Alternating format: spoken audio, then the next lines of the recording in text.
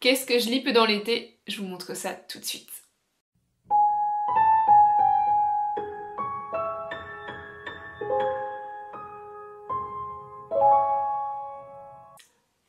Bonjour tout le monde, bienvenue sur ma chaîne À la croisée des plumes. Je suis Nina Gorlier, autrice de l'imaginaire, et aujourd'hui je vous retrouve pour un nouvel update lecture. Ça fait longtemps que j'ai pas tourné, enfin longtemps, allez, 2-3 semaines, parce qu'il faisait tellement chaud que c'était insupportable.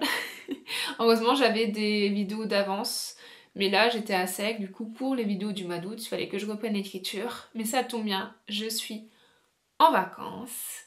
Je vais partir en séjour à droite, à gauche pendant toutes les vacances. Mais là, je profite d'avoir un peu de temps devant moi pour vous tourner un update lecture parce que là, je suis début juillet à l'heure où j'enregistre. J'ai déjà beaucoup lu.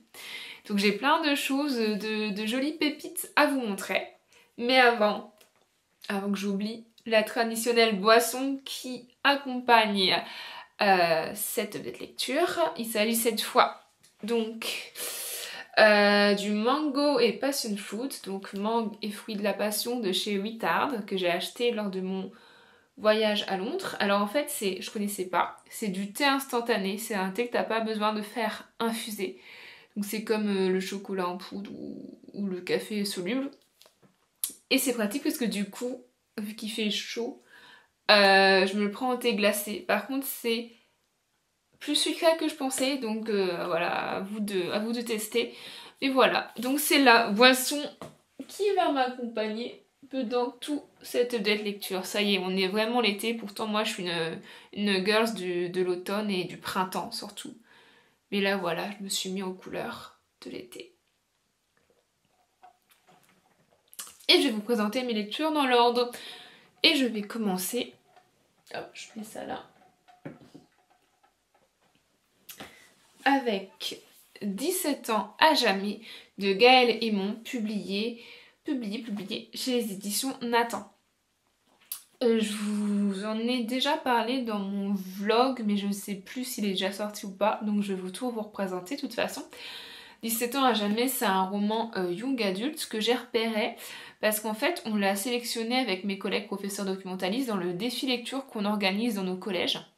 Alors, le but du jeu c'est de sélectionner 6 livres tous les ans pour une catégorie d'âge pour nos élèves. Donc il y a un peu toutes les tailles et différents formats et différents genres. Et donc 17 ans à jamais sera dans la sélection 2025-2026 pour que nos élèves puissent les lire, se défier sur des questionnaires de lecture autour du roman. Et à la fin de l'année, ils éliront leur roman préféré. Et donc dans le cadre de ce prix littéraire décerné par les élèves et de ce défi lecture qui est organisé par les profs, bah, je l'ai lu, mais en fait ça tombait bien. J'avais un peu milité pour qu'il soit choisi parce que je l'avais repéré déjà de base, moi, 17 ans à jamais. J'avais flashé sous la couverture. Et donc je l'ai lu là à la fin de l'année scolaire. Et je regrette pas mon choix, franchement, j'ai adoré. Alors 17 ans à jamais, de quoi ça parle? On est sur du fantastique, Première Guerre mondiale. On suit l'histoire de Marthe, qui est une jeune fille en 1907 qui a donc 17 ans, qui vit dans le nord de la France. Et donc en fait le nord de la France pendant la Première Guerre mondiale ça a également été occupé par du coup les Allemands pendant la guerre. Donc on va suivre son destin. Elle vit avec son père et sa sœur. Elle va faire la connaissance d'un jeune homme de son âge, André. Et il va avoir un début d'histoire d'amour qui va se lier entre eux, qui va se nouer entre eux. Mais le problème c'est qui dit 1916, qui dit jeune homme français à cette époque-là, qui dit possible mobilisation soit pour combattre du côté français, soit pour les jeunes gens qui sont en zone occupée, partir en Allemagne dans des camps de travail. Du coup, Marthe et André vont être séparés, mais en fait, puisqu'il va partir loin d'elle, elle va lui confier littéralement son reflet. Et à partir de ce moment-là, Marthe va s'apercevoir qu'elle ne vieillit plus. D'où le titre, 17 ans à jamais. Le récit est ponctué en fait de l'histoire de Marthe, qui nous est narrée à la 3e personne, et l'histoire en fait d'un jeune homme de nos jours qui s'appelle Florin, enfin de nos jours en 2016, donc ça commence à bientôt faire 10 ans, en 2016, 21e siècle en tout cas, qui on comprend est hospitalisée et qui va faire la rencontre d'une jeune femme, une jeune fille qui s'appelle Marthe et qui va lui raconter son histoire. Par où commencer? Ce que j'ai bien aimé dans ce récit, qui est quand même un sacré pavé, hein. Il fait quasi 500 pages. Ce que j'ai bien aimé dans ce récit, c'est déjà de placer ça pendant la Première Guerre mondiale. Alors c'est peut-être une ignorance de ma part, mais j'ai l'impression que souvent c'est plus les récits sont plus situés lors de l'occupation de la Seconde Guerre mondiale que de la Première. C'est un aspect un peu moins connu. En tout cas, peut-être si on n'est pas du nord de la France, c'est moins connu. Donc j'ai beaucoup apprécié avoir cet aspect-là, la vie sous l'occupation, le rationnement.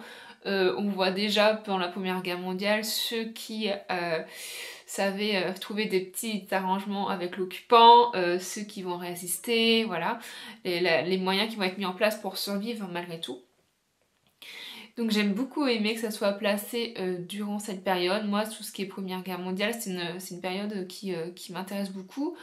J'ai écrit un roman qui se passe autour de cette période sous un cardinal mortel et j'ai grandi dans une région dans l'est de la France où c'est vraiment un truc marqué aussi. Moi j'ai visité des villages disparus, des villages qui ont complètement été détruits pendant la guerre, ce genre de choses. Il n'y a pas plein de vestiges du Cranché près de chez moi, j'habite près de Verdun, enfin voilà. Donc c'est un truc qui me parle de base.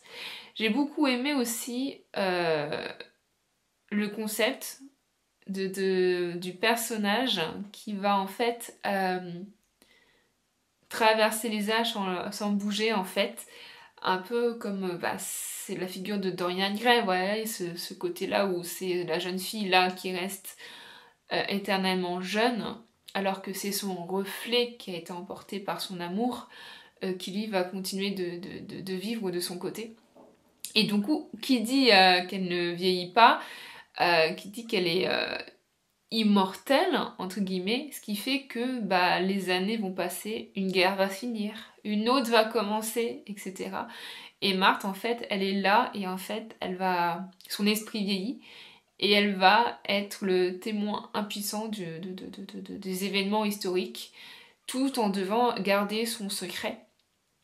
Puisque bien sûr, c'est du fantastique, donc le fait de ne pas pouvoir vieillir, c'est pas quelque chose qui est acquis par le reste des personnages, on va dire. Ce qui est intéressant, c'est comment à plusieurs périodes de sa vie, par cycle, elle va devoir tout recommencer à zéro parce qu'au bout d'un moment, les gens se posent des questions. Quand elle est censée avoir 30-40 ans et qu'elle a toujours l'aspect d'une jeune fille de 17 ans, bon, le côté « Ah, tu vieillis bien quand même !» ça va quelques années, mais au bout d'un moment, c'est suspect. Et moi, j'ai beaucoup aimé suivre Marthe dans la façon dont elle traverse l'histoire de la France, la façon dont elle doit conserver son secret et la façon dont toujours elle essaie de retrouver André, donc son amour de jeunesse, son amour un peu éternel qui est parti, qui en 1916 ils se sont quittés quand ils avaient 17 ans. Et en fait, elle ne l'a jamais retrouvé. Et tout ce qu'elle fait, c'est pour partir à la recherche de ce jeune homme disparu, par amour, mais aussi parce que c'est lui qui possède son reflet. Donc si elle retrouve son reflet et peut-être qu'elle pourra retrouver une vie normale, entre guillemets. C'est un roman young adulte que je vous conseille vraiment. Je trouve que ça peut être très intéressant aussi pour les adolescents, pour leur faire explorer l'histoire de la France, puisqu'elle est témoin des guerres, la montée de certains idéaux fascistes, disons les termes. Elle, puisqu'elle a connu la Première Guerre mondiale, elle va voir l'histoire se répéter impuissante. C'est hyper intéressant d'avoir le regard de cette jeune fille, cette femme, cette vieille dame plus tard, pour ce regard presque intemporel qu'elle va avoir. Et j'ai beaucoup aimé l'écriture de Gaël Aymon, c'est le premier roman que je découvre de lui. Ça se lit très bien, c'est un véritable page turner. J'ai beaucoup aimé aussi la façon dont certains personnages vont apparaître à certains moments de la vie de Marthe, qui vont disparaître, certains réapparaître à d'autres moments, puisque elle, si elle vieillit pas, les autres vieillissent, et du coup, il y a différentes générations de personnages qu'on découvre. Et des fois, quand tu les retrouves, à des moments, tu t'y attends pas, et le lien est fait quelque part, et c'est brillant, je trouve, comment tout se noue d'une façon ou d'une autre. C'est un roman qui a aussi su m'émouvoir à certains moments, puisqu'on parle quand même d'une histoire d'amour. Un amour dans tout ce qu'il y a de... C'est pas une romance. Parce que même si c'est au cœur du sujet, la relation en tant que telle n'est pas là la plupart du temps, puisqu'elle recherche André en fait. Mais j'ai trouvé ça très beau, très touchant, cet amour dans tout ce qu'il y a de plus pur, innocent, cet amour sans faille, même à travers le temps, au-delà du temps, j'ai trouvé ça très beau. Oui, c'est un beau récit de vie et je vous le conseille. J'ai jamais lu La vie invisible d'Adi Larue de Viechois, mais j'imagine que c'était du même genre, je sais pas, faudrait que je le lise. Mais en tout cas, celui-là, je vous le conseille. Et que dire de plus à part que je vais vous lire un extrait et je passe au suivant. La main du garçon se pose tendrement sur sa nuque. Il déclare d'une voix blanche. Je veux graver dans ma mémoire cette image de nous. Si je devais l'oublier un jour, qu'est-ce qui me resterait comme raison de vivre ? Marthe le fixe dans le miroir, décidée. Alors, emporte-la. Je serai ta raison de vivre. Emporte ce reflet, cette image de nous, pour que, où que tu ailles, tous les jours à venir, tu ne sois jamais seul. André observe, fasciné, son visage qui s'anime. Dans chaque miroir, poursuit-elle, dans chaque vitre, au fond de chaque flaque de boue des tranchées, je veillerai sur ta vie. Tant que tu garderas ce reflet, ni la guerre, ni la mort ne pourront nous séparer. Alors le suivant, je partais en terrain déjà conquis parce que l'autrice, je n'ai lu qu'un seul livre d'elle pour l'instant, mais je l'avais adoré. Donc il s'agit de R.F. Kuang, l'autrice notamment de Babel, de La guerre du pavot et de donc Yellowface, que j'ai ici publié dans sa édition française chez Ellipsis.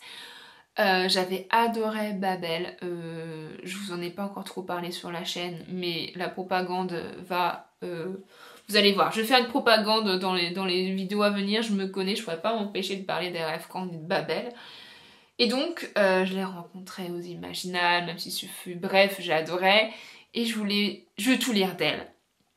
Et je me suis dit, pourquoi pas, petite lecture rapide, pour découvrir ce qu'elle a fait au-delà de l'imaginaire, puisque Yellowface c'est un contemporain qui se passe dans le monde de l'édition, alors l'édition américaine qui a un système quand même différent de l'édition francophone, mais ça parle d'écriture, on suit le personnage d'une écrivaine, et ça, dès que des romans parlent d'écriture, du processus créatif, ça me fascine. Attention alors, Yellowface, c'est peut-être pas pour tout le monde, je pense que c'est important de savoir que le ton de ce roman, c'est une satire en fait du monde de l'édition anglophone, mais aussi une satire en fait de certains, enfin d'un racisme banalisé, d'un racisme notamment contre la communauté asiatique, puisque R.F. Kuang est sino-américaine, donc c'est quelque chose qui la concerne.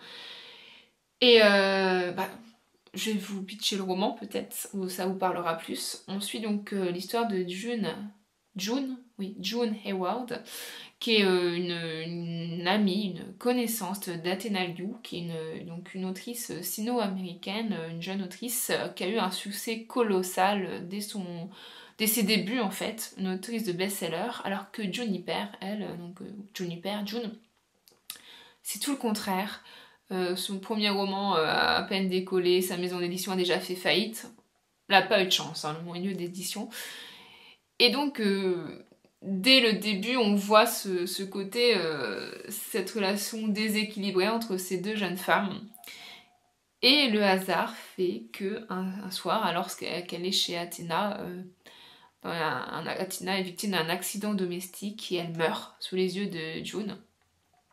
Et June, ce qu'elle va faire, c'est qu'elle va mettre la main sur le dernier manuscrit sur lequel travaillait Athéna.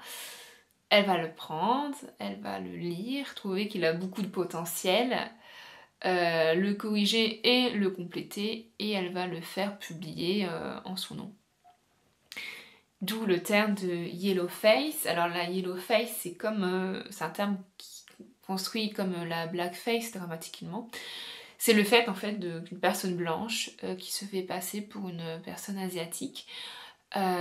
C'était très courant dans le cinéma. Alors encore aujourd'hui malheureusement, hein, on a des rôles au cinéma de personnages asiatiques qui sont joués par des personnages blancs.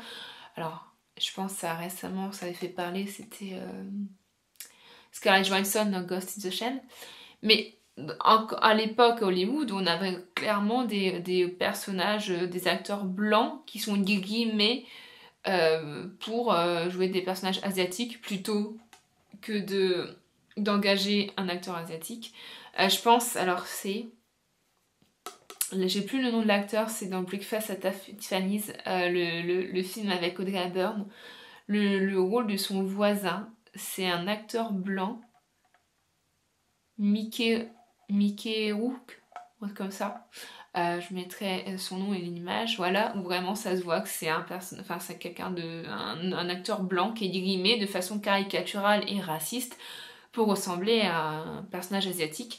Et c'est ça là, le terme de la yellow face. Et alors pourquoi c'est parlant comme titre, je trouve, et outre que le fait que June s'approprie, vole le manuscrit d'une autrice asiatique, c'est un manuscrit en plus qui parle de la communauté chinoise. En fait, c'est le rôle des travailleurs chinois lors de la Première Guerre mondiale. Donc un sujet qui ne la concerne pas vraiment en tant que femme blanche. Donc ça va interroger sur les on voice, les auteurs, autrices qui écrivent sur des sujets qui les concernent. Et en plus, pour jouer un peu sur l'ambiguïté, avec son éditeur, ils vont prendre la décision en fait, en mode c'est un nouveau départ, de changer son nom de plume. Donc ça sera donc June, son nom complet c'est Juniper. Et en fait son deuxième prénom c'est Song, parce que sa mère avait un délire, je sais pas, bohème ou je sais pas quoi.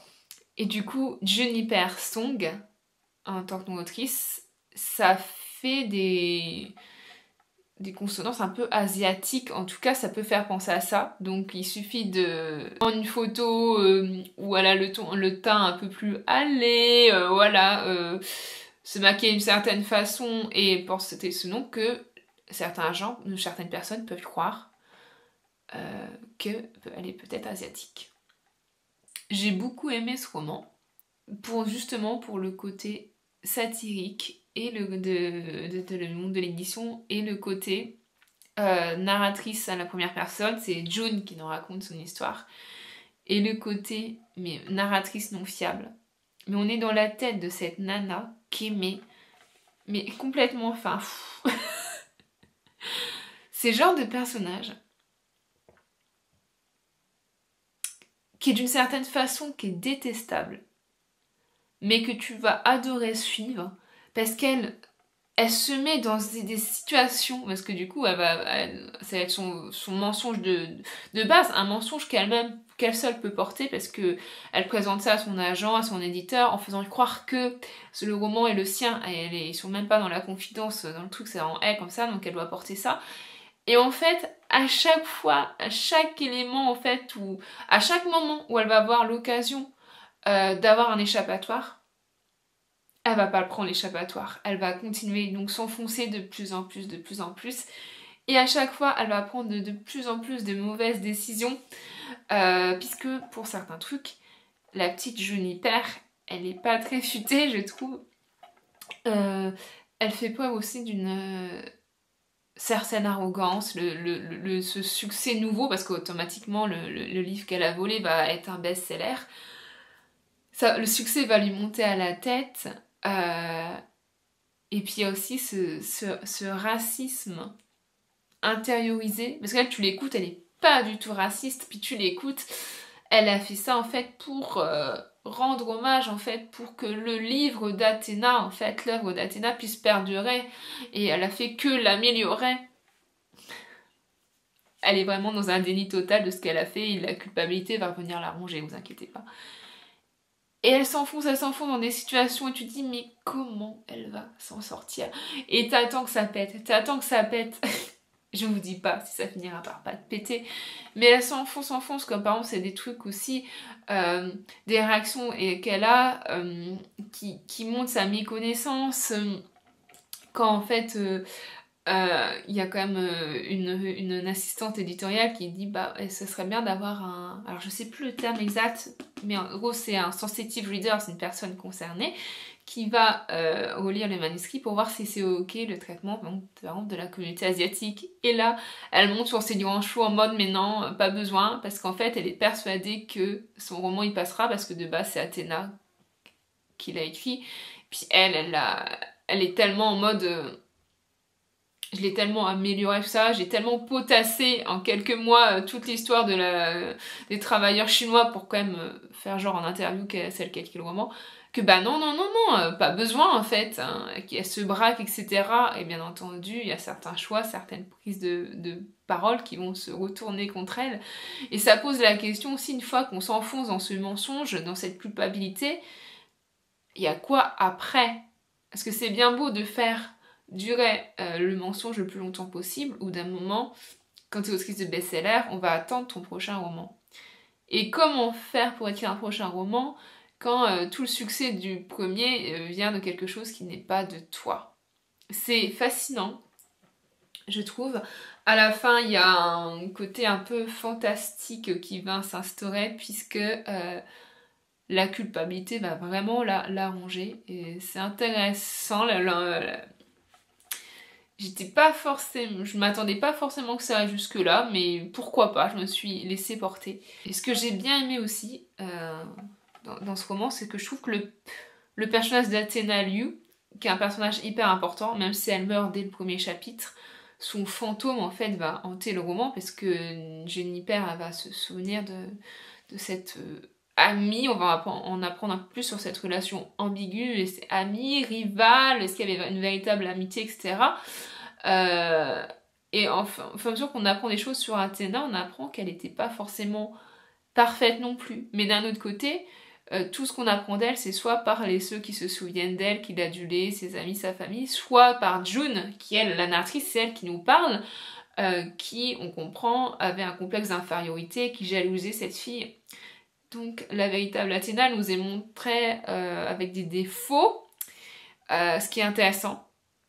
Mais d'un autre côté, on n'arrivera jamais à saisir qui était la véritable Athéna. Et pourquoi je m'attarde sur ce personnage? C'est parce que beaucoup de personnes ont fait le rapprochement ou ont reproché à R.F. Kuang que en fait Athéna Liu c'était elle.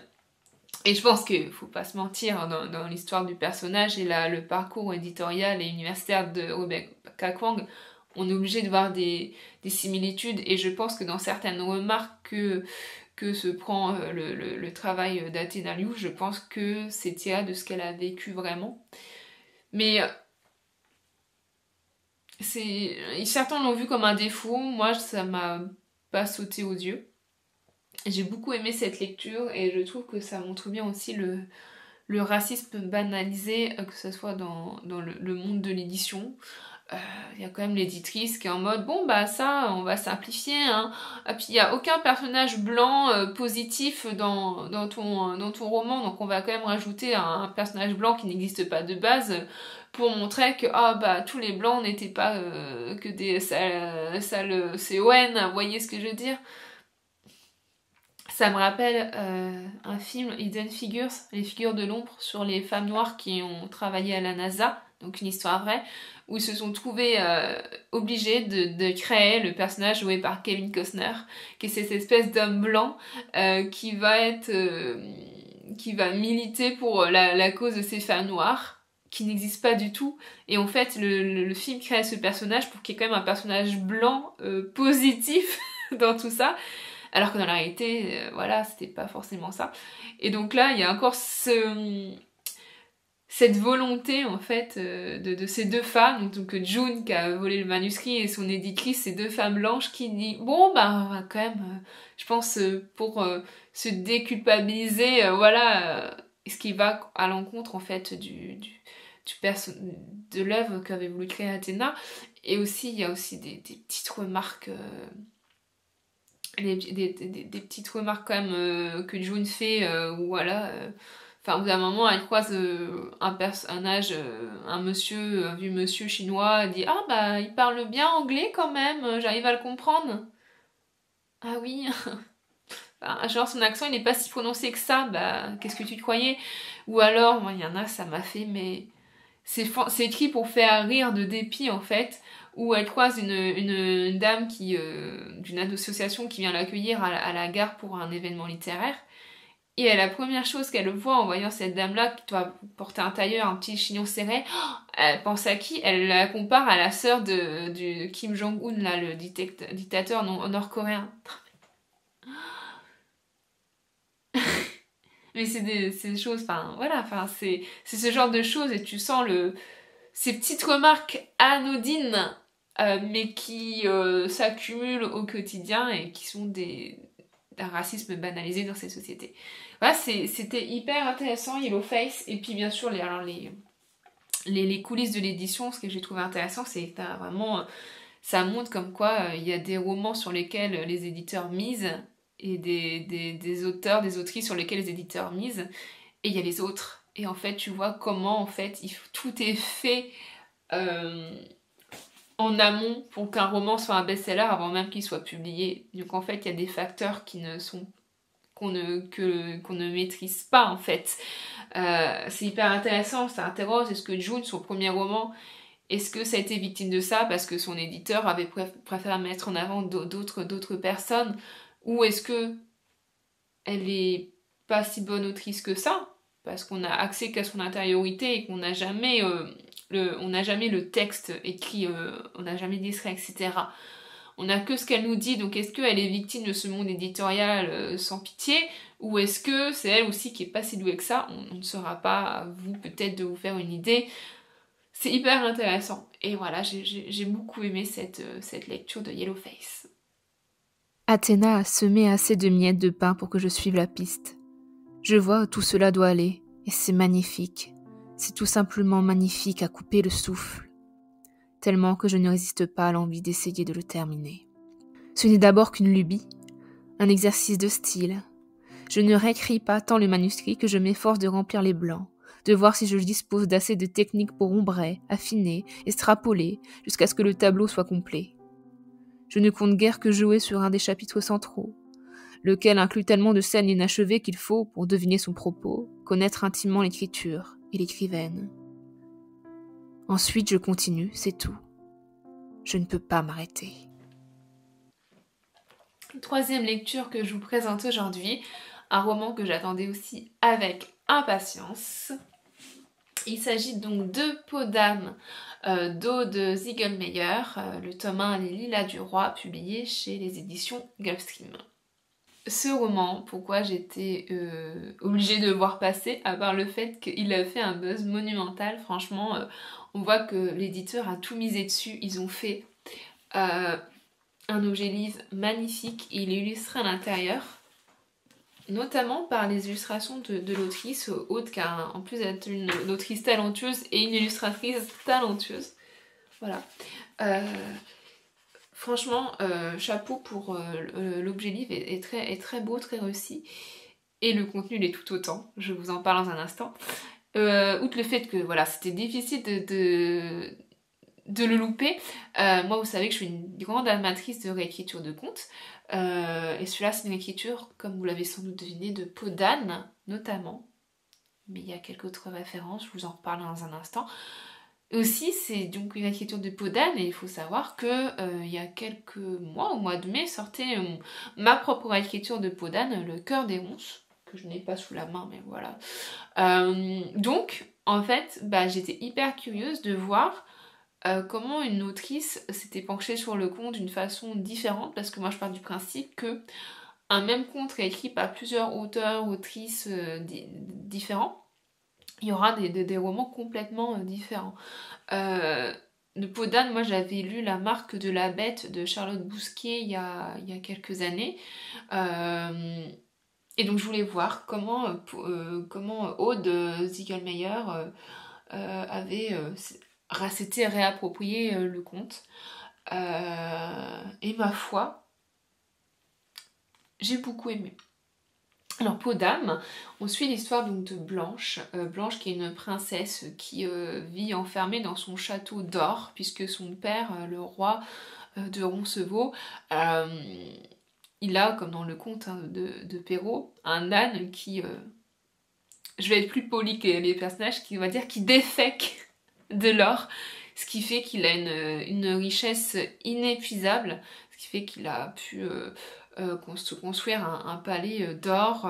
Il a pu conquérir de nombreux royaumes, notamment grâce aussi à son mariage avec la mère de Blanche qui a permis d'annexer un grand territoire.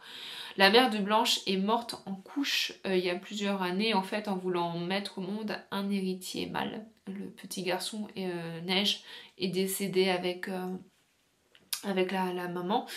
Et du coup, Blanche, elle porte le deuil de sa mère et surtout, elle en veut à son père, à ses conseillers, d'avoir causé la mort de sa mère dans cette obsession d'avoir un héritier mâle alors qu'elle est là. Ok, elle n'est pas un garçon, elle est une fille, mais elle est une héritière en fait.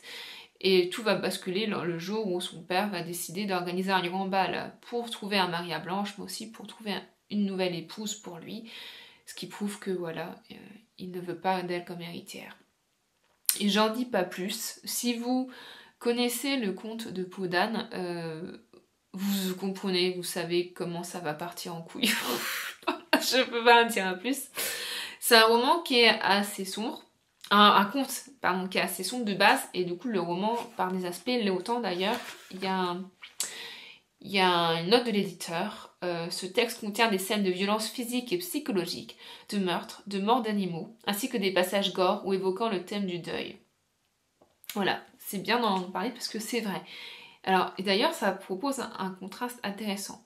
Dans sa thématique et dans certaines scènes, en effet, il y a une scène gore, disons qu'il y a ça gicle et il y a des têtes qui sautent et ça mange des aliments qu'on ne mange pas normalement. J'en dis pas plus.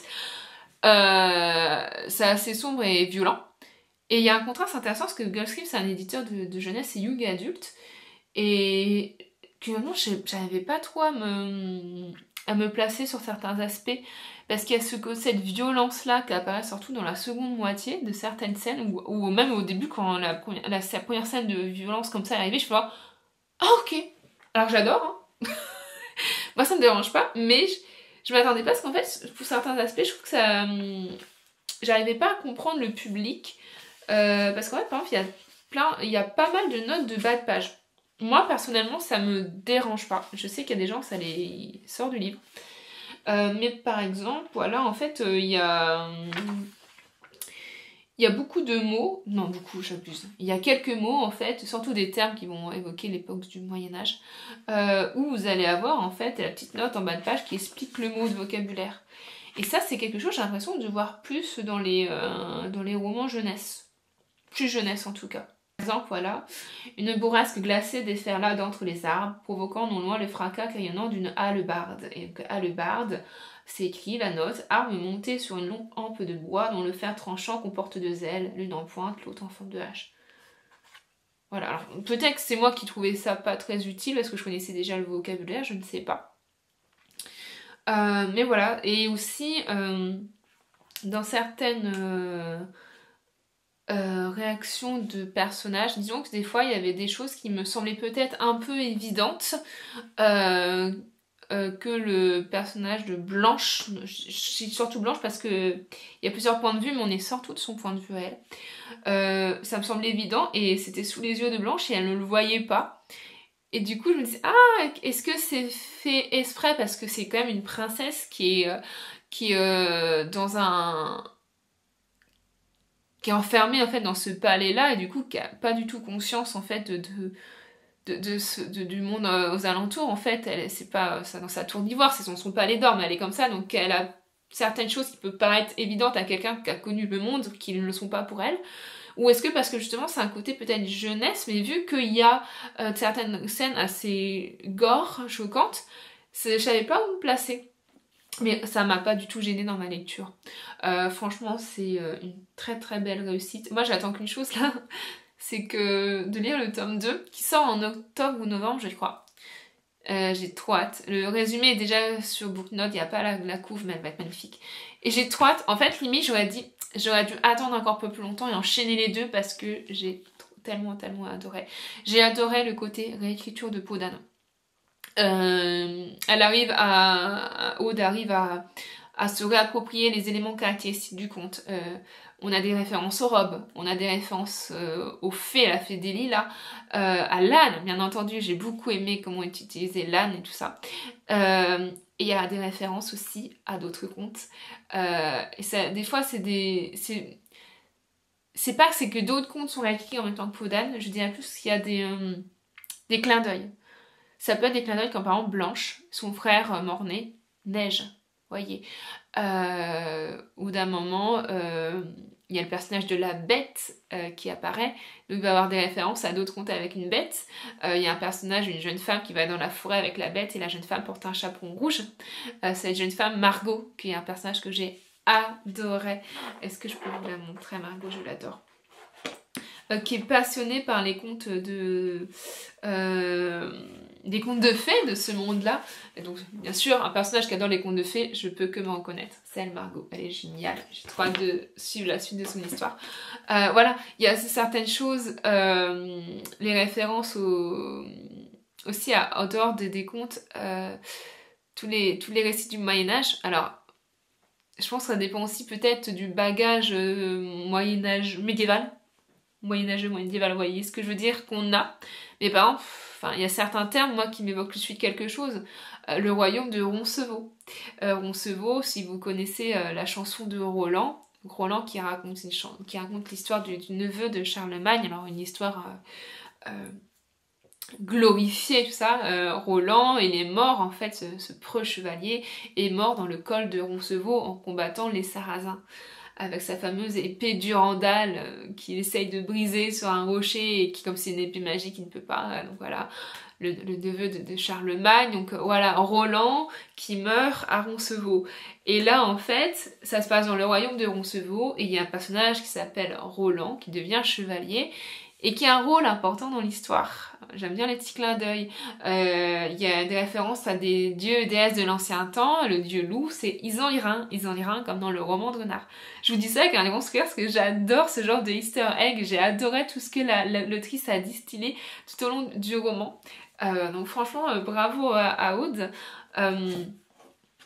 Et j'aime beaucoup aussi, j'ai beaucoup aimé l'évolution de Blanche. De toute façon, quand on parle d'un personnage, d'une jeune femme coupée du monde, à qui on cache plein de choses, etc., par son éducation, par son histoire et les complots qui y a autour d'elle, automatiquement, l'histoire peut aller... l'évolution peut être qu'intéressante parce qu'on va être sur une émancipation et on est aussi sur du female rage et moi j'adore cette rage féminine. La rage féminine, ça peut être une rage qui est contenue en soi, etc., une rébellion plus qui va aller au dehors, qui va contourner la confrontation frontale, ou au contraire la rage féminine, ça peut être cette explosion au moment où la cocotte minute est pleine. Et on a cette rage féminine là au bout d'un moment, c'est cathartique en fait, d'où l'excès de violence qu'il peut y avoir. Au bout d'un moment, c'est trop, faut que ça pète. Il y a des effusions sanglantes, mais waouh, et c'est fascinant à suivre. Et oui, c'est ça le mot cathartique. Donc voilà, j'ai beaucoup aimé l'évolution de Blanche et j'ai hâte de voir comment ça sera poursuivi dans le tome 2. Autre point positif, les personnages des fées. Alors moi, le petit peuple, la faillerie, c'est quelque chose qui m'intrigue vraiment, qui me fascine autant que ça m'effraie. J'en avais déjà parlé, je crois, dans une de mes vidéos sur mon booktag, sur mes opinions populaires. Je ne pardonnerai jamais à Sarah J. Maas d'avoir complètement modifié l'image des failles qu'on a dans la culture populaire maintenant, alors que de base, c'est des... saleté, je vais rester polie, c'est des personnages puissants et terrifiants qui peuvent être joueurs, Et c'est ça en fait, vu que c'est des êtres immortels, en tout cas qui vivent très très longtemps, les vies humaines c'est de la poussière, pour eux c'est quelques secondes dans leur vie à eux. Et du coup, c'est des personnages qui s'amusent en fait. Et donc tu vas avoir des fées qui vont faire des paris, et l'avenir de toute une terre, tout un royaume va être déterminé par ce pari, par deux fées qui s'ennuient, qui s'amusent, alors que des milliers de personnes vont mourir à cause de ça. Ce genre de choses, vous voyez. J'ai adoré le personnage des fées. Alors dans cette version-là, Blanche a 3 marraines. Donc il y a la fameuse fée des lilas. J'ai adoré comment la fée des lilas est caractérisée. Et ça change de à quoi on pouvait s'attendre. Et Aveline, la fée des forêts, qui est enfermée dans la plus haute tour parce qu'elle n'a pas voulu donner de nom à Blanche à sa naissance. J'adore. Et du coup, pareil, c'est des personnages à multiples facettes, on peut jamais se fier à eux. Et dernier point. Je parle beaucoup, mais j'ai vraiment beaucoup aimé cette lecture. Le personnage du fou. Et je vous avoue, la propagande a marché sur moi aussi. En fait, l'autrice, elle publie plein d'illustrations magnifiques et de reels sur son Instagram.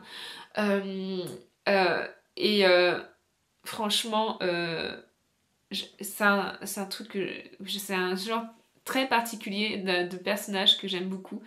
Les personnages des bouffons royaux, de fous du roi. Parce que il y a cette ambiguïté entre le personnage qui est fou, c'est dans le mot, et ce qui va dire qu'a aucun sens et ce qui est caché. C'est un trope en fait, c'est le fou sage, donc je crois que ça s'appelle. Et donc il y a ça en fait, dans ce personnage de fou qui va parler de façon complètement sibylline plusieurs fois, mais tu comprends que ça cache des trucs. Et au fur et à mesure, tu vas découvrir certaines choses et j'ai plein de théories pour la suite sur le fou qu'il est, tout ça. Et j'ai beaucoup aimé la relation qu'il a avec Blanche. La relation entre ce fou, ce bouffon du roi et la princesse. Donc ils ont tous les deux grandi dans la même cour, etc. J'adore ce genre de relation. C'est c'est hyper spécifique. Ça me fait penser à un vieux film, un vieux téléfilm allemand, une adaptation de Blanche-Neige qui est peut-être introuvable. Ou alors elle est trouvable en anglais mais peut-être pas en français, qui date des années 90, où en fait il y a une relation qui se noue entre Blanche-Neige et le fou de son père qui est à la cour. Et j'adore, et du coup ça m'a fait trop penser à ça. Donc j'étais déjà conquise. Et pareil, je veux trop en savoir plus sur sur ce personnage, vraiment. Et j'ai cru comprendre, je me penche sur la question, j'ai cru comprendre que c'était pas un personnage qui était forcément prévu dans la première version du roman. Donc ça m'intéresse d'en savoir plus parce que d'un autre côté, il manquerait s'il n'était pas là. Voilà, bref, j'ai adoré. La vidéo va durer encore 1 heure, je regarde. Bref. Les petits teasings, c'est pas pour tout de suite, mais je pense que j'aimerais bien faire une vidéo essai à la manière que celle que j'ai fait sur la fantasy baroque. J'aimerais bien faire une vidéo essai sur les personnages des bouffons dans la littérature de l'imaginaire. Est-ce que ça pourrait vous intéresser? Dites-moi en commentaire. Faut que je vous incite à faire des commentaires pour le référencement. Je suis pas une vraie booktubeuse encore, j'ai pas l'habitude. Dites-moi en commentaire si ça vous intéresse. Et dites-moi en commentaire si vous avez lu Peau d'âne, si vous avez lu Yellowface et 17 ans à jamais, si vous avez lu le prochain. Et on en parle en commentaire. Bref, prochaine lecture. Et dernière. Parmi les milliers de domestiques appartenant à la maison royale de Roncevaux, il se comptait autant de nourrices que de semaines dans l'année. Pourtant, en dépit de l'étiquette, la voix de mère berça chacune de mes nuits, de ma naissance à sa mort. Lorsque le soleil, en déclinant, embrasait les murailles d'or du palais, elle me bordait jusqu'au menton et me contait une histoire de son cru. Elle n'était plus ni reine, ni épouse, ni fille d'eux, seule demeurait sa voix.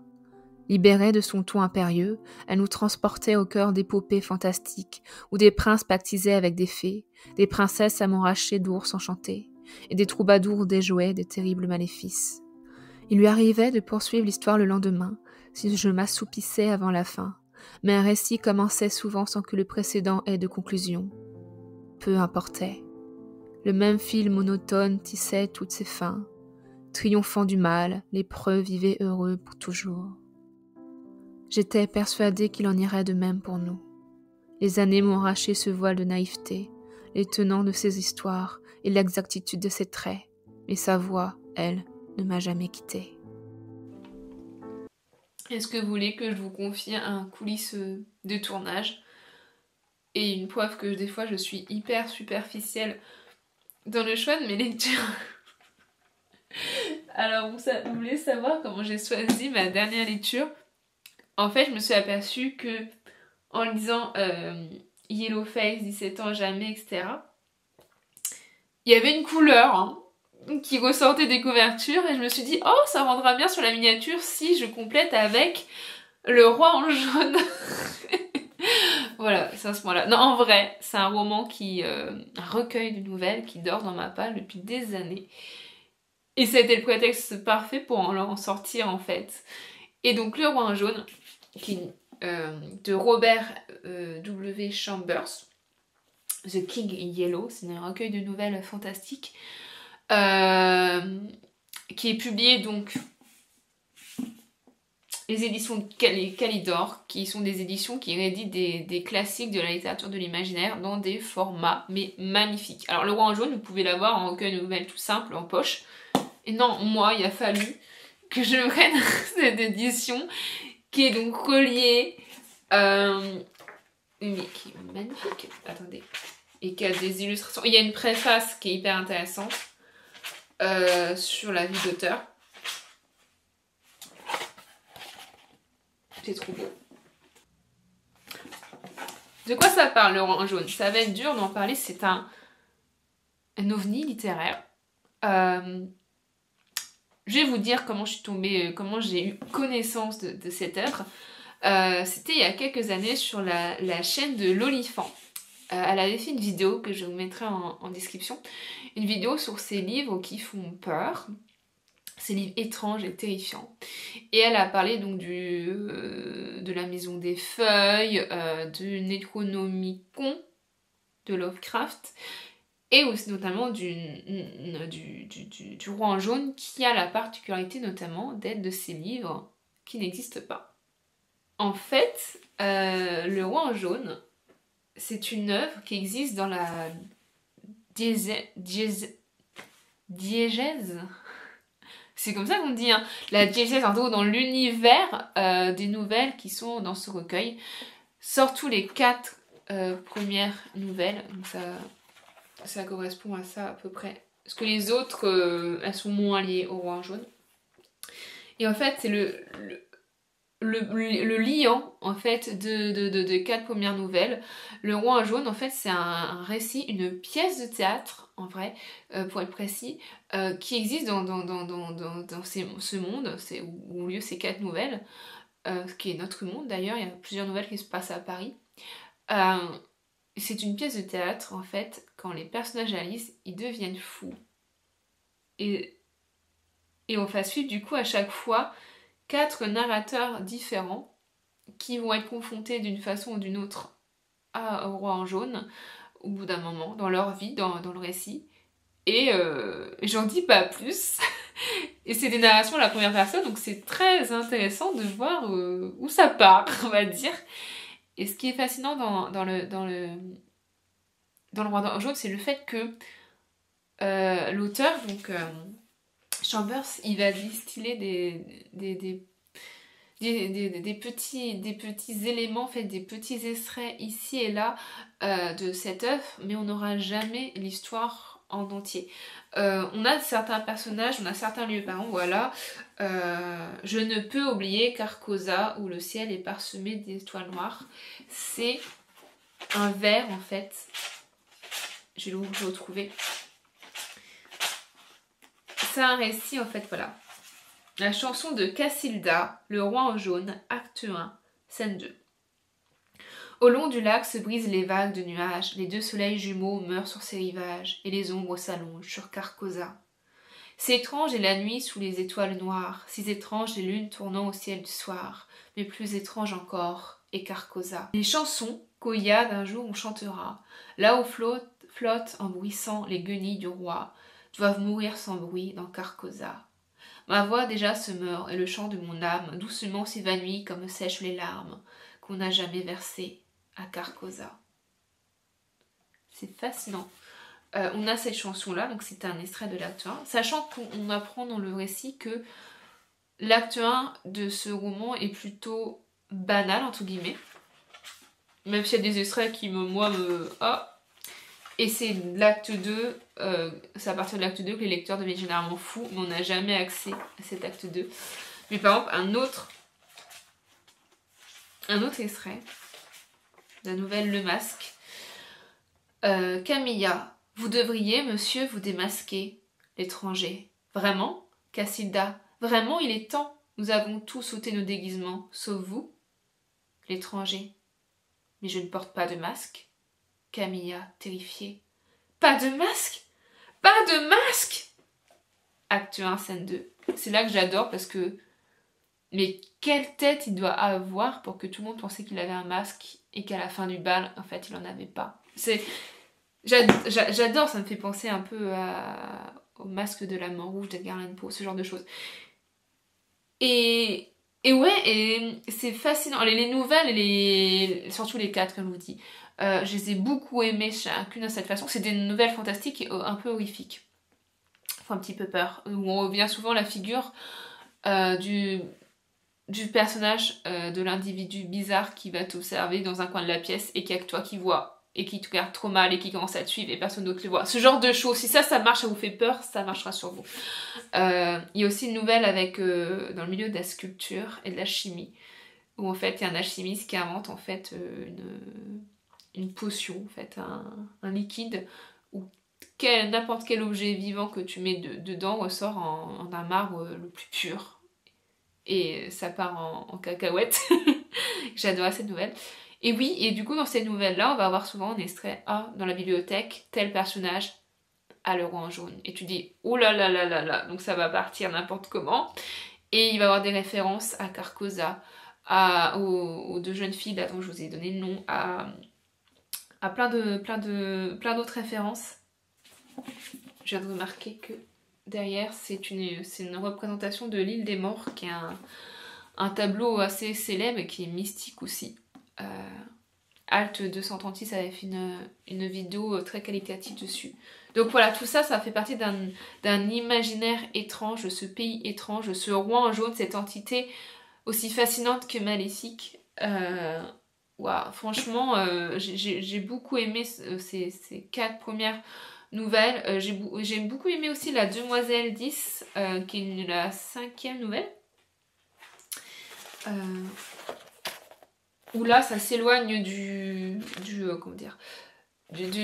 le côté roi en jaune, mais ça reste du fantastique parce qu'il y a un côté voyage dans le temps. Et après, on part plutôt sur des romances, histoires d'amour. Voilà. Moi, je conseille surtout les 4 premières. Je suis contente de l'avoir lu parce que il y a une série policière qui est assez connue qui s'appelle True Detective. La saison 1 date déjà il y a plusieurs années. Elle est vraiment reconnue comme qualitative. Et en fait, je sais que... J'ai toujours pas regardé la saison 1 parce que je sais qu'il y a de nombreuses références au roi au jaune dans la saison 1 de True Detective. Et du coup, je voulais pas me spoiler quoi que ce soit. Alors, est-ce que c'est vraiment important pour l'intrigue ou c'est juste des clins d'œil? Je sais pas, mais voilà. Je voulais attendre ça. Et je sais qu'il y a plusieurs auteurs qui ont essayé d'écrire Le Roi en jaune. Cette fameuse pièce qui en fout. Déjà rien que ça. Et donc on écrit des romans, des ouvrages qui se passent en fait dans ce royaume, cette ville fantôme étrange de Carcosa où règne ce roi en jaune. Et donc avec les étoiles noires, j'adore l'ambiance. Et je serais curieuse de me pencher là-dessus. D'ailleurs, je crois que c'est un auteur francophone, Michael Roth, qui a également écrit Moi Peter Pan, qui a écrit un livre qui s'appelle Le Livre jaune, qui se passe en fait à Carcosa et qui met en scène des personnages du roi en jaune. Donc voilà, je vous recommande vraiment ce recueil de nouvelles dans cette édition magnifique ou dans une autre plus simple. Hein. Mais oui, j'ai bien aimé ces 4 nouvelles et cette pièce de théâtre qui rend fou et qui n'existe pas. Je le regardais. Impossible de regarder autre chose que sa silhouette noire et son visage blanc. Quand il fut juste en face de moi, il se retourna et m'envoya à travers l'église un regard rempli d'une haine mortelle, telle que je n'en avais jamais vu jusque-là. Fasse Dieu que je n'en revoie plus jamais un pareil. Puis il disparut par la même porte par laquelle je l'avais vu partir moins d'une minute plus tôt. Je me rassis, tentant de rassembler mes pensées. Je me sentais comme un tout petit enfant qui s'est blessé au moment où il reprend son souffle avant d'éclater en larmes.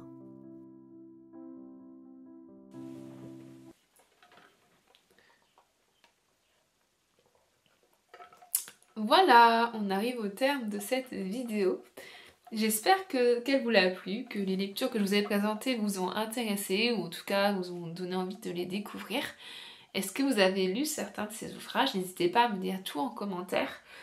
Je pense que je vais tourner un update lecture dans les jours qui viennent, dans la foulée, donc vous aurez un prochain update lecture sur la chaîne.